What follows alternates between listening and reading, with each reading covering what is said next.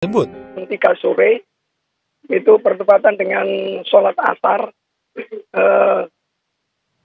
Memang ada pengerjaan pengecoran lantai 3. Bertepatan dengan sholat asar itu dari rumah saya TKP, dari rumah saya itu kurang lebih jarak 50 meter. Itu saya terdengar suara gemuruh dan getaran di rumah saya. Saya keluar,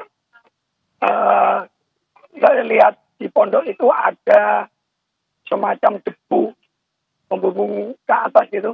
Saya langsung ke TKP, lihat pondok ternyata yang di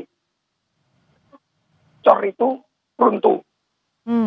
Di runtuh itu banyak santri yang selamat itu bisa lari, yang terjebak reruntuhan masih di dalam. Sampai langkah yang pertama saya tempuh, saya telepon kepala desa Buturan, Pak Arifin. Alhamdulillah Pak Arifin langsung respon bahwa kendaraan operasional desa langsung bawa korban-korban yang luka ringan. Itu langsung dibawa ke rumah sakit. Sebelumnya juga ada ambulan pondok sudah meluncur membawa korban yang luka-luka ringan itu. Diketahui, bangunan pondok pesantren itu ambruk saat digunakan salat asar berjamaah dengan jumlah kurang lebih 100-an santri dan pengasuh pondok pesantren. Masjid Al-Hujini pondok pesantren ini lagi roboh mulai jam 3:30 tadi. Kegiatan anak-anak sholat dan ngaji ya. Nah, hari ini kita siapkan, ambulan sudah siap, alat berat sudah siap. Nah, karena ini evakuasi kita, medannya kan sangat berat karena banyak bangunan yang rubuh semua. Nah, ini alat berat masih belum bisa kerja. Ya, ini kita masih nunggu. Ya, nanti arahan dari BPD provinsi seperti apa, kita nunggu semuanya. Ya, karena tadi semuanya sudah sebagian dibawa ke rumah sakit. Nah, ini masih ada yang di bawah, anak-anak ada yang nangis, ada yang meninggal. Jumlahnya berapa kita belum bisa mengetahui karena kondisinya masih tertutup dengan bangunan-bangunan itu semuanya. Betul ya, hari ini kita menyiapkan dinas sosial ya, kita siapkan dapur ya, Yang kedua, kita siapkan minum, kita siapkan.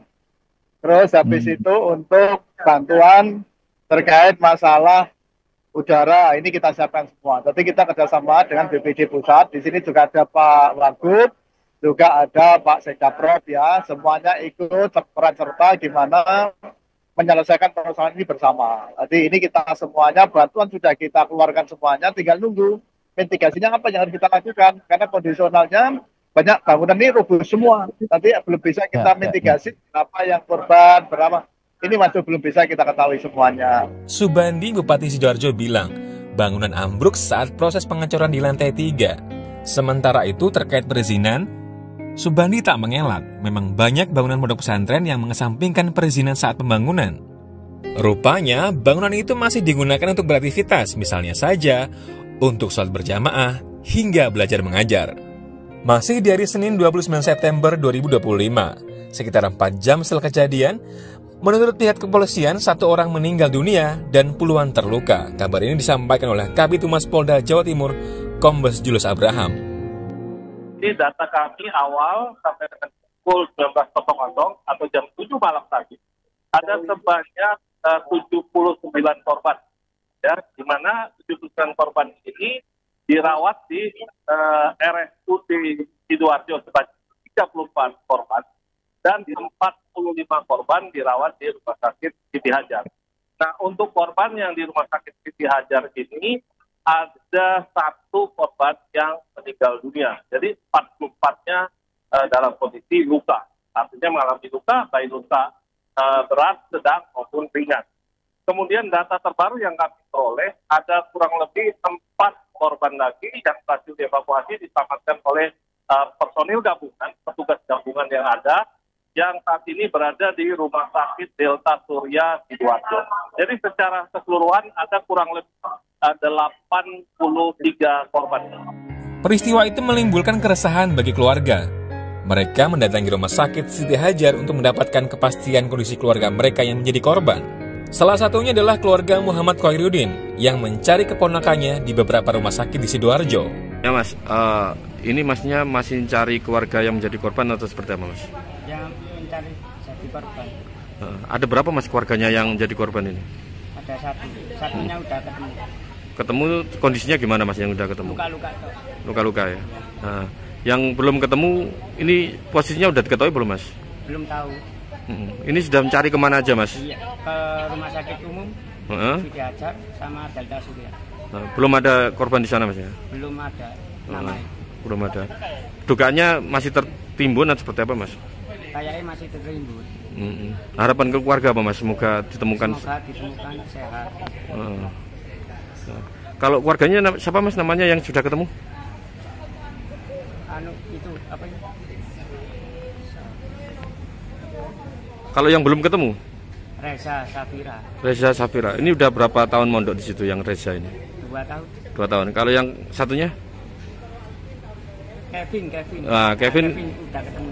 Kevin ya. Ini udah berapa tahun kalau Kevin yang? Itu 4 tahun. 4 tahun ya. Mas tadi dapat kabar ini dari mana Mas? Dari keluarganya. Ini berarti keluarga lainnya ikut mencari juga Mas ya? Di rumah sakit umum sama di Siti Hajar. Sama di pondok juga ada ya? Iya, pondok aja.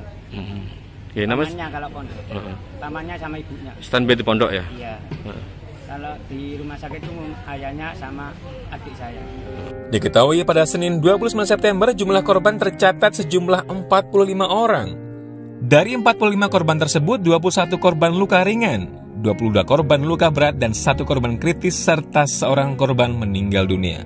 Sementara itu, di Rumah Sakit Siti Hajar Sidoarjo juga dibuat posko mitigasi untuk mendata korban dan memberikan informasi. Salah satu korban selamat, Miftahul Ulum, mengaku kejadian berlangsung sangat cepat. Waktu itu, para santri tengah sholat asyar berjamaah. Ia berada di lantai 1 dan ia bisa lari untuk menyelamatkan diri. Tadi kejadiannya gimana Mas? Pas waktu sholat. Sholat. Dari Masnya di lantai berapa tadi? Bawah sini. Masnya posisi di pinggir atau gimana? Di pinggir. Masnya loncat atau gimana? Lari arah pinggir. Yang rubuh dari lantai 3? Atas sendiri. Masnya sendiri tadi sempat selamat gimana? Kaget atau gimana waktu kejadian? Terus loncat, lari gitu. Terus banyak temannya yang masih tertimpa itu ya. Panik atau gimana tadi Mas? Paniknya seperti apa? Tiba-tiba. Tadi dari lantai 3 ambruk terus lanjut lantai 2 gitu tuh. Berapa Mas tadi yang lagi sholat tadi? Berapa orang kira-kira? 100 lebih? Lebih 100 ya? Semua santri ya? Cowok cewek? Cowok semua? Masnya sendiri ngalami luka apa enggak? Kenapa? Cuman kepala ketindihan. Ketindihan? Kena batu? Oh, kena batu pusing gitu. Tapi sekarang nggak apa-apa nih Mas ya? Ada berapa temennya yang selamat tadi Mas? Tapi banyak. Selanjutnya, pihak rumah sakit menjelaskan sebanyak 45 korban bangunan runtuh di Ponpes Al-Kozini dirujuk ke Rumah Sakit Siti Hajar Sidoarjo. Hingga Senin malam 29 September 2025, 24 korban telah diizinkan pulang, 9 korban dirawat inap dan 2 korban dalam kondisi kritis masih dirawat, sementara 1 korban meninggal dunia.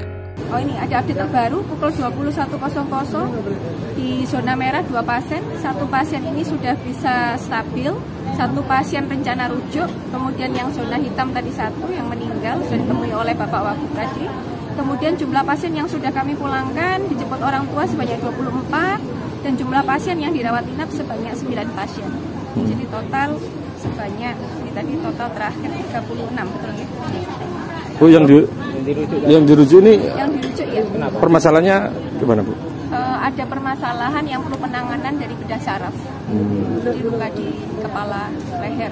Karena kami di sini tidak memiliki bedah saraf, jadi kami rujuk ke Rumah Sakit Sakinah yang bedah sarafnya sudah siap. Sakinah. Korban rata-rata mengalami luka seperti apa Bu? Kalau melihat data yang masuk, memang sebagian besar di zona hijau ya, yang sudah bisa kita pulangkan sebanyak 24 tadi, ya lukanya ekskoriasi saja, luka-luka ringan. Dan lebih banyak luka ringan, terus ya shock butuh kita tenangkan sedikit saja. Masuk patah tulang juga? Patah tulang ada yang tadi masuk di zona kuning, yang sedang kami rawat inap sebanyak 9 orang tadi. Besok rencana sudah kami agendakan di sesi pertama untuk operasi. Yang dirujuk kelas berapa mungkin ada katanya? Yang dirujuk itu SMP. SMP kelas? Insya Allah kelas 1 kalau. Jadi rata-rata yang zona kuning ini patah tulang, Bu ya? Yang patah tulang direncanakan operasi besok 4. 4 orang. Ya. Di lokasi kejadian, petugas melakukan evakuasi dan mengeluarkan korban dari reruntuhan bangunan. Evakuasi dilakukan tanpa menggunakan alat berat karena dapat membahayakan korban. Ya, saat ini kami masih berusaha membongkar sedikit demi sedikit betonan-betonan yang kemudian menghalangi ataupun beberapa yang memang menghimpit dari korban yang saat ini masih kondisi hidup. Kami menggunakan peralatan investigasi, peralatan pembitul yang dalam kondisi tidak menggunakan getaran yang cukup keras. Itu yang kami gunakan membobol sedikit demi sedikit dari betonan-betonan tersebut untuk bisa mengevakuasi korban tersebut. Karena hanya peralatan-peralatan yang seperti itu yang bisa kita gunakan. Kalau menggunakan peralatan yang menggunakan ada getarannya lebih keras, itu akan membahayakan bagi penolong karena ada kemungkinan gedung itu ataupun reruntuhan itu akan semakin runtuh kembali. Selasa 30 September 2025, hal mengejutkan terjadi di balik peristiwa runtuhnya bangunan tersebut. Berikut adalah video korban yang sempat berkomunikasi dengan tim penyelamat dalam proses evakuasi. Yusuf, umurmu berapa? 16 tahun. Apa yang luka? Nggak ada. Ya? Nggak ada ya, cuma perut kecepet ya? Ya, di sebelah kiri, Jus. Ya. Haikal? Ya. Kamu yang sakit apa, Nak?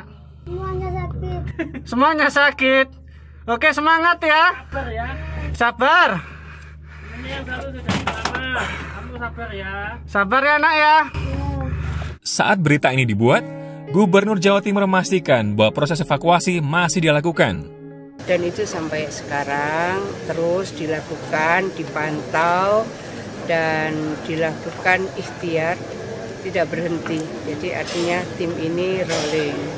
Ini yang tadi oleh banyak wali santri dikhawatirkan berhenti proses evakuasinya.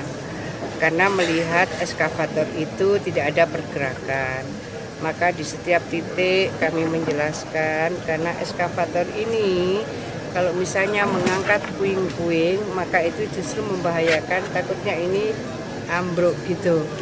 Sehingga proses evakuasi yang dilakukan oleh tim Basarnas ini mereka yang sangat advance bagaimana memberikan layanan pada mereka yang terkonfirmasi masih bisa berkomunikasi. Jadi yang di bawah reruntuhan itu tapi mereka bisa berkomunikasi, tetap disuplai, ada oksigen, ada juga air supaya ada ketahanan tubuh yang tetap bisa tersupport. Mengenai jumlah korban hingga berita ini dibuat pada Selasa 30 September 2025, satu korban meninggal dunia di RSUD Notopuro atas nama Muhammad Masudul Haq dari Madura.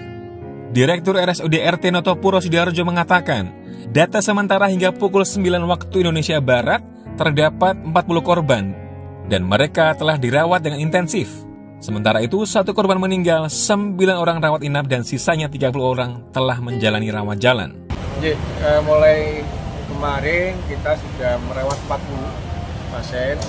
Sekarang ini yang sedang opname 9, 10 yang opname, yang 1 meninggal barusan, tidak sampai dirawat inap.